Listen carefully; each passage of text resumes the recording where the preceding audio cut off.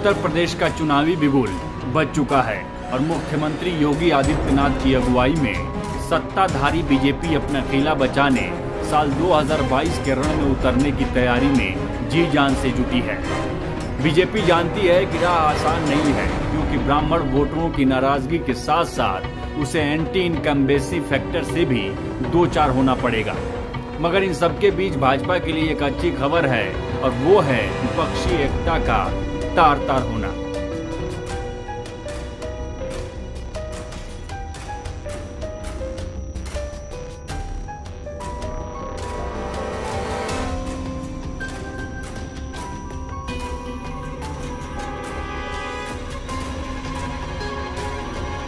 कांग्रेस में ही दम है, बाकी सब तो बीजेपी के मुकाबले कहीं टिकते ही नहीं। कुछ इसी भरोसे के साथ कांग्रेस ने अकेले दम पर साल 2022 के विधानसभा चुनावों में ताल ठोकने का फैसला किया है। ये बात और है कि न तो सपा और न बसपा ने उसके साथ गठबंधन में किसी तरह की दिलचस्पी दिखाई है। साल 2017 के विधानसभा चुनावों में कांग्रेस का हाथ साइकिल के साथ था, मगर यूपी की जनता को ये साथ पसंद नहीं आया। महज 6.25% वोट शेयर के साथ कांग्रेस पार्टी के खाते में 7 विधानसभा सीटें आई थी। फिलहाल तो कांग्रेस के सामने अस्तित्व बचाने का संकट नजर आ रहा है, मगर प्रियंका हैं कि खुद को बीजेपी से मुकाबले में इकलौता खिलाड़ी मानने पर अड़ी हुई है। ये सिर्फ कांग्रेस पार्टी की लड़ाई नहीं है, ये देश की लड़ाई है। और मैं आपको कहना चाह रही हूं कि इस प्रदेश में ना सपा लड़ रही है और ना बसपा लड़ रही है, सिर्फ कांग्रेस ही ये लड़ाई लड़ सकती है।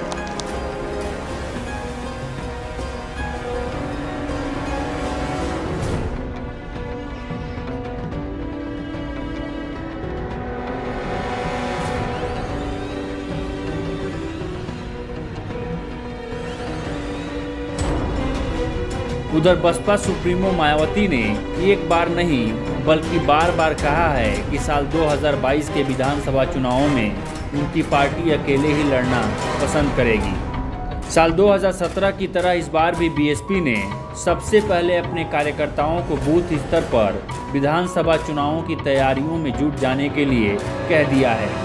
यही वजह है कि बसपा ने पंचायत चुनावों में हिस्सा नहीं लिया था, और इसकी वजह बताते हुए मायावती ने कहा था कि अगर यूपी में बीएसपी की सरकार बन गई तो जिला पंचायत अध्यक्ष खुद ब खुद बसपा में शामिल हो जाएंगे।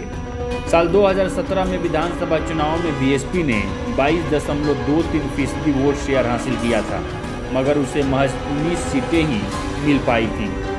फिर भी बहन जी कहती हैं कि उनका गठबंधन होगा तो सिर्फ सर्व समाज के साथ।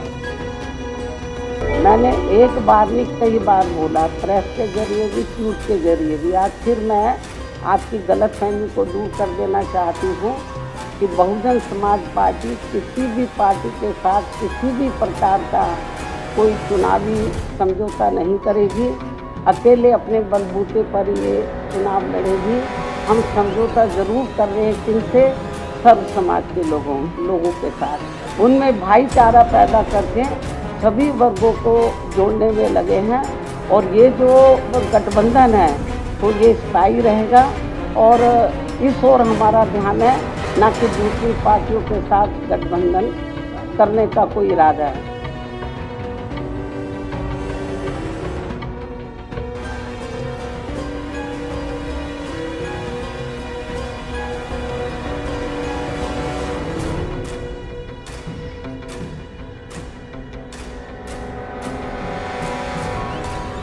समाजवादी पार्टी के मुखिया अखिलेश यादव पहले ही बड़े दलों के साथ गठबंधन न करने का ऐलान कर चुके हैं। साल 2017 के विधानसभा चुनावों में राहुल गांधी के साथ घूम कर प्रचार करने के बावजूद अखिलेश के खाते में 21.82% वोट शेयर और मात्र 47 विधानसभा सीटें ही आ पाईं। मतलब ये है कि साल 2017 में कांग्रेस के साथ मिलकर जोर जोर से अखिलेश का काम बोला तो फिर भी किसी ने सुना नहीं। अब 2022 में वो अकेले बोलेंगे, तब उसे कितने लोग सुन पाएंगे, ये देखना दिलचस्प होगा।